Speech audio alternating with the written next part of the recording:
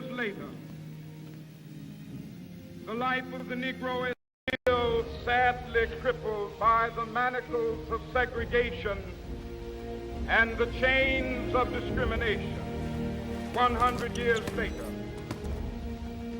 the Negro lives on a lonely island of poverty in the midst of a vast ocean of material prosperity. 100 years later,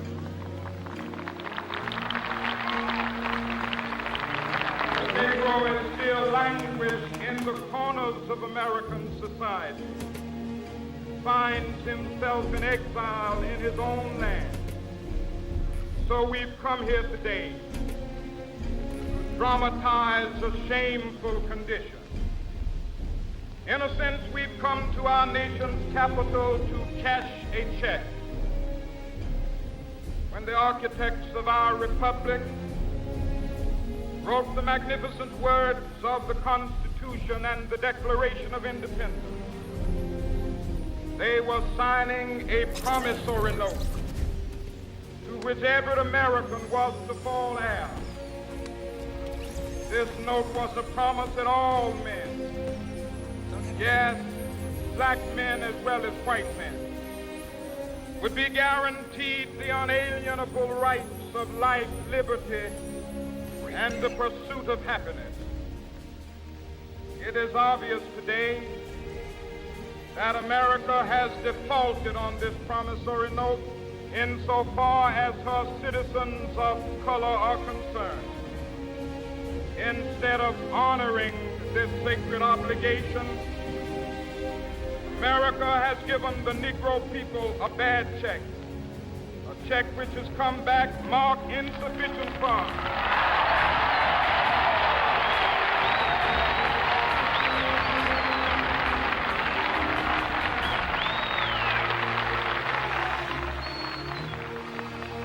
But we refuse to believe that the Bank of Justice is bankrupt. We refuse to believe that there are insufficient funds in the great vaults of opportunity of this nation. So we've come to cash this check, a check that will give us upon demand the riches of freedom and the security of justice.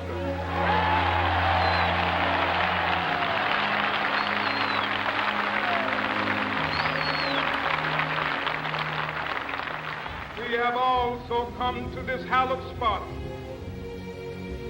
to remind America of the fierce urgency of now. This is no time to engage in the luxury of cooling off or to take the tranquilizing drug of gradualism.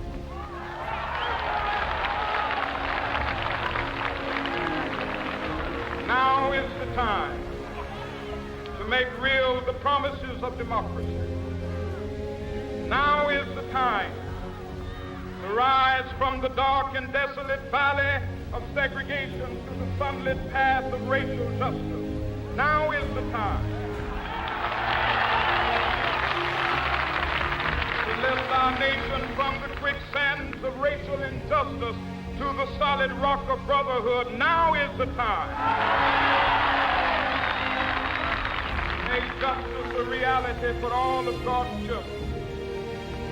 It would be fatal for the nation to overlook the urgency of the moment.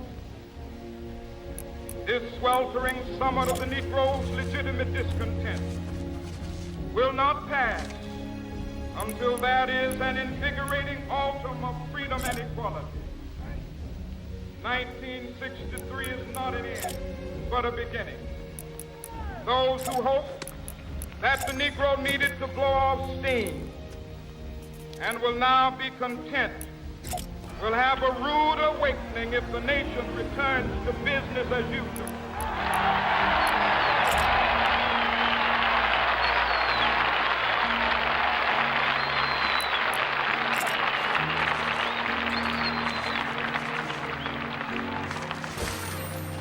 There will be neither rest nor tranquility in America till the Negro is granted his citizenship rights. The whirlwinds of revolt will continue to shake the foundations of our nation. until the bright day of justice emerges. That is something that I must say to my people who stand on the warm threshold which leads into the palace of justice. In the process of gaining our rightful place, we must not be guilty of wrongful deeds. Let us not seek to satisfy our thirst for freedom by drinking from the cup of bitterness and hatred.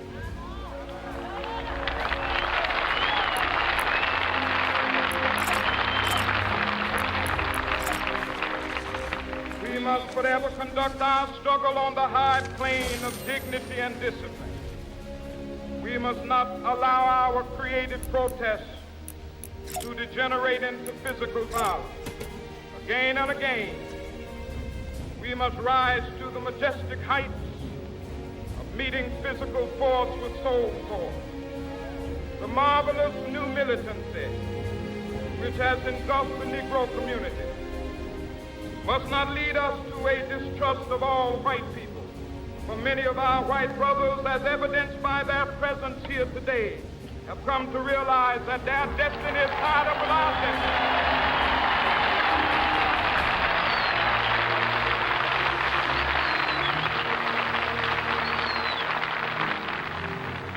They have come to realize that their freedom is inextricably bound to our freedom. We cannot walk alone.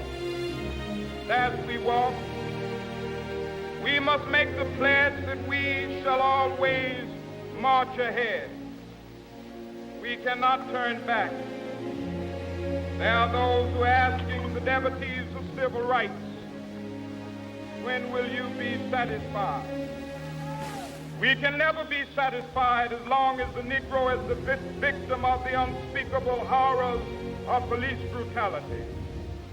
We can never be satisfied as long as our body is heavy with the fatigue of travel, cannot gain lodging in the motels of the highways and the hotels of the city.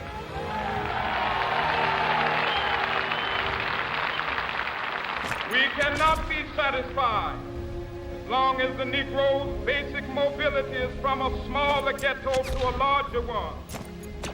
We can never be satisfied as long as our children are stripped of their selfhood and robbed of their dignity by signs stating for whites only.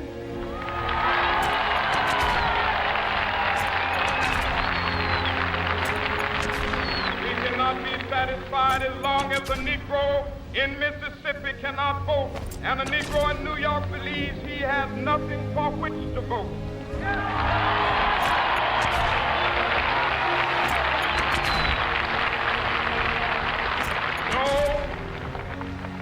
No, we are not satisfied, and we will not be satisfied until justice rolls down like waters and righteousness like a mighty stream.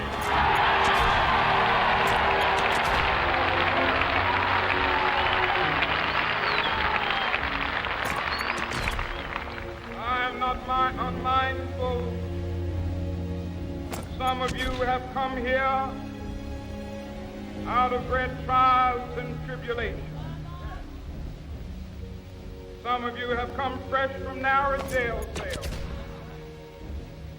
Some of you have come from areas where your quest for freedom left you battered by the storms of persecution, staggered by the winds of police brutality.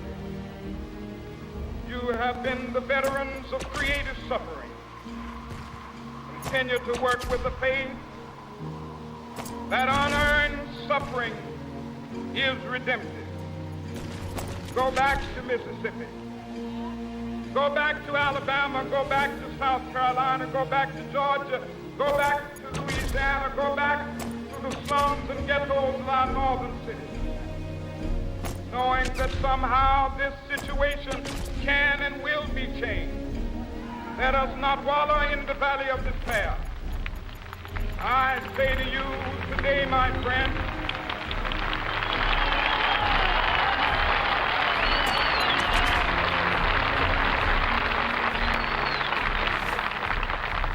so even though we face the difficulties of today and tomorrow, I still have a dream. It is a dream deeply rooted in the American dream. I have a dream that one day this nation will rise up, live out the true meaning of its creed. We hold these truths to be self-evident, that all men are created equal.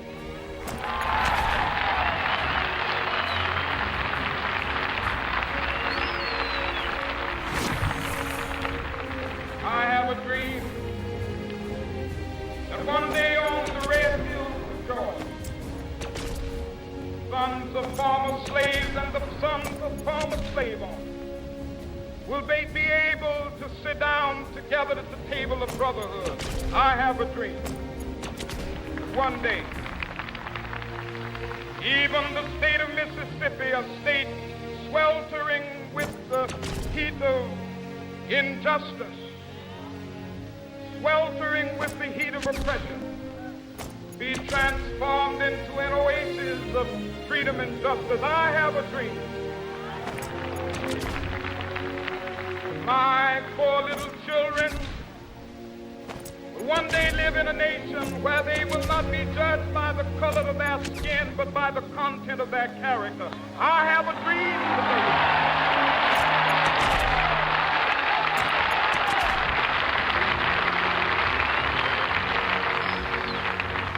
I have a dream that one day down in Alabama, with its vicious racists, with its governor having his lips dripping with the words of interposition and nullification, one day right there in Alabama, little black boys and black girls will be able to join hands with little white boys and white girls as sisters and brothers. I have a dream today.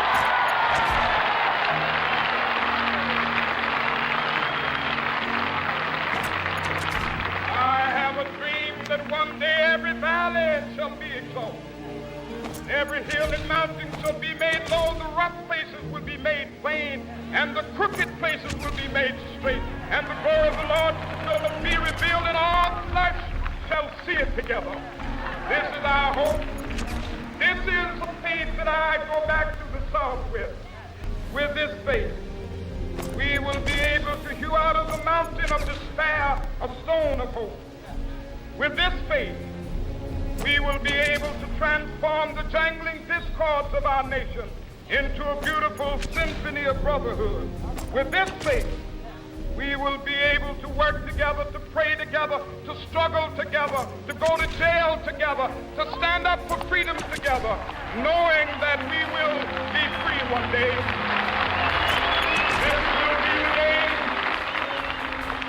This will be the day when all of God's children be able to sing with new meaning, my country, tears of thee. Sweet land of liberty, of thee I sing. Land where my fathers died, land of the pilgrim's pride. From every mountainside, let freedom ring. And if America is to be a great nation, this must become true. So let freedom ring.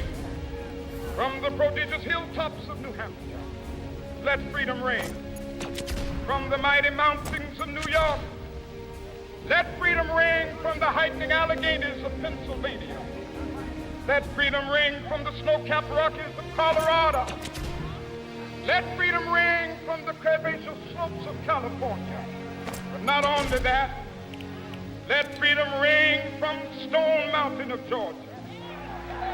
Let freedom ring from Lookout Mountain of Tennessee. Let freedom ring from every hill and molehill of Mississippi, from every mountainside. Let freedom ring. When it happens,